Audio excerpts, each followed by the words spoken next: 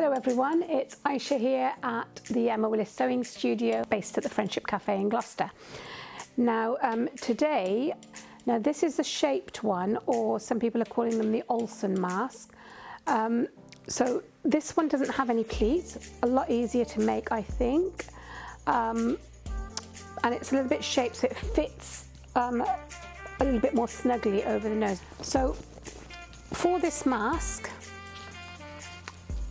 I'll put a link to the pattern underneath. So these masks, although great for people like us, people who aren't in hospitals or working in a caring environment, they are not suitable to use for working in a hospital, for instance. What they will do is stop you spreading your germs to other people, and other people stopping spreading their germs to you.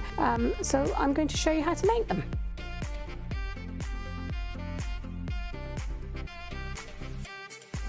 Right, so for this mask you're probably going to need, you need 4 pieces.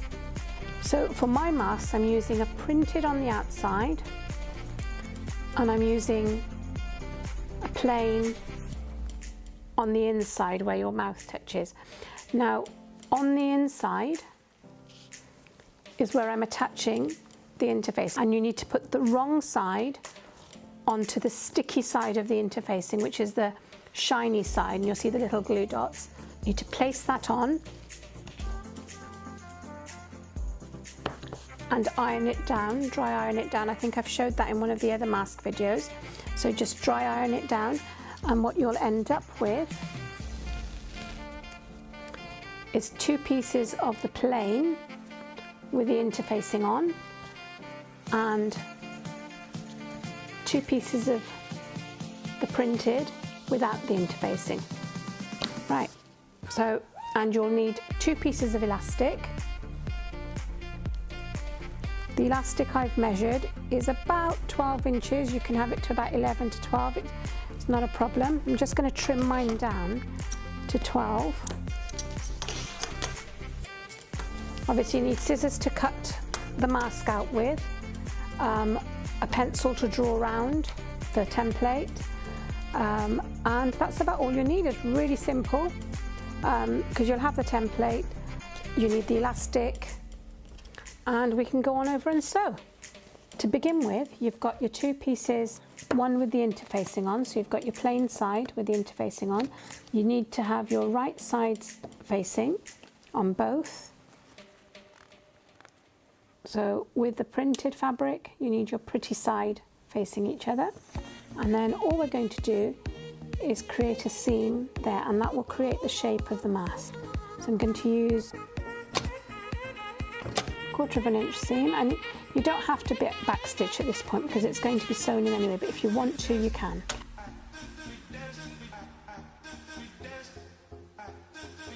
Go all the way down and do the same with the front of the mask. Now if you were doing quite a few masks, I would suggest that you cut out several together, and you can do lots of the same seam all in one go. It'll make it a lot quicker to do. Right, so you've got your 2 seams. Now what you need to do is just on the curved bit, just snip out. Don't cut the seam.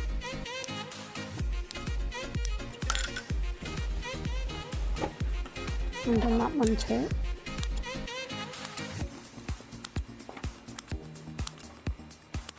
That'll just help it give a bit more shape to the mask. Now, next bit, turn the mask out and just flatten the seam out a little bit. Now match the front and the back of the mask, and the 2 seams, match them up in the middle there. Now if you haven't got interfacing, because shops aren't still open and online's taking a lot longer than normal, if you can't get interfacing, what I would use is another layer of cotton, and you know, if you can't get hold of fabric either, don't worry. Try and use a pillowcase or a bed sheet and just cut that up. It's not right. So I'm going to sew all around the mask. Join those seams up there.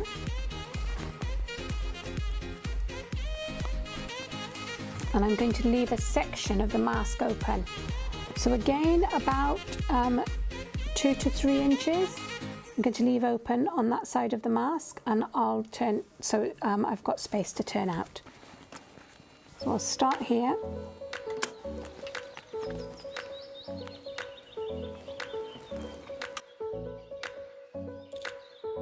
At this point, you need to remember to put your elastics in. So I'm going to put my elastic, so as I turn the corner, I'm just going to place my elastic near the foot, and I'm going to just show it on this end so I know I've caught it. You can use a pin just to hold it in place so it doesn't move, and go over it a couple of times if you want to. Before you get to the end, you'll need to add your second piece of elastic, and we're going to do the same thing here. About 1/2 inch from the end. Just go over it a couple of times.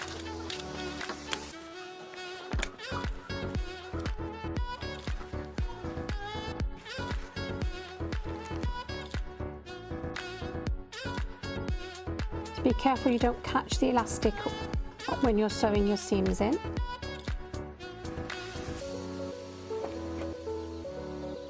And to the end, about 1/4 inch again from the end. Stop with your needle in, turn, and then remember we sewed the 2 pieces of elastic in, so the top piece of elastic, make sure it's not twisted. You need to bring that to the foot again. Just let it show a bit to make sure that you know you've caught it. And just go over it a couple of times. Reverse and go forward again. Place your last piece of the second piece of elastic. Place your second piece of elastic about 1/2 inch from the end. Go over it again. I need to trim this mask down a bit because both masks aren't quite fitting, so I'll trim that down at the end. And don't forget to stop about 1.5 inches from the centre seam.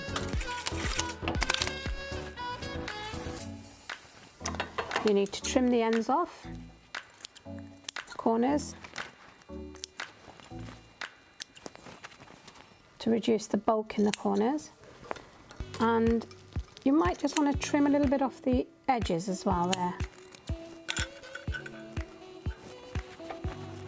Now I'm going to turn the mask right side out.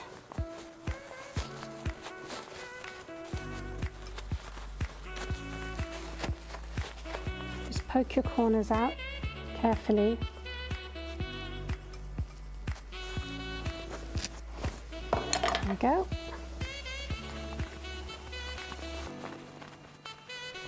As you can see, we've got the general shape of the mask.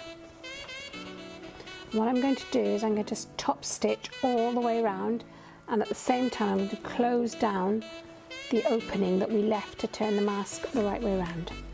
So just tuck that in, fold it inside, pin it in place if you like, just so it stays while you're and I'm going to start on this side. So on the edge that the opening's on, I'm going to start in the corner there. Use a foot as a guide. Just going to top stitch all the way around. Make sure both sides are together when you're doing this bit.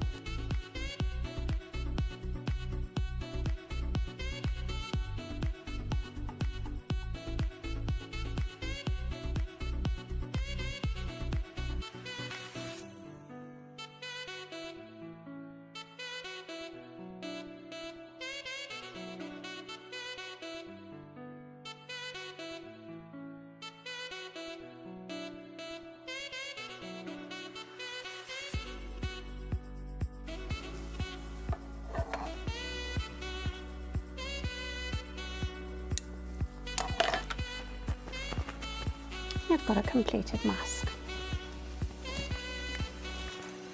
So if you wanted the mask to sit around the back of your head, you can leave the elastic like that. If you wanted it to go around your ears, you cut the elastic in half and you tie the two bits together, so you'll have two loops that will go behind the ears. But it's so much easier to put the elastic in this way and chop it in half and tie it than it is to make the ears, because some people are preferring the elastic going around the ears and some people are preferring it going around the back of their head. This way you can have one mask and people can wear them as they wish. So I'm going to try it on and let's see what the fit is like. Thank you for watching. I hope you've enjoyed the video. So your mask is made. Now if you don't have elastic, don't worry too much about that either.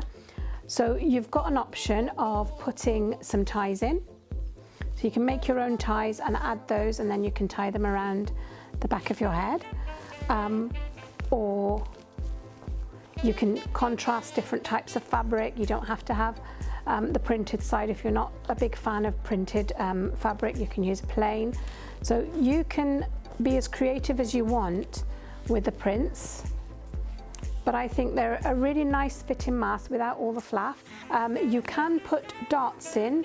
If the fit isn't just right, you can put a few darts in there or in there just to make that fit a little bit more snug, or you can grade it down and make a slightly smaller mask. But I'm going to put this mask pattern on below, so you'll have the pattern available for you to use if you need to.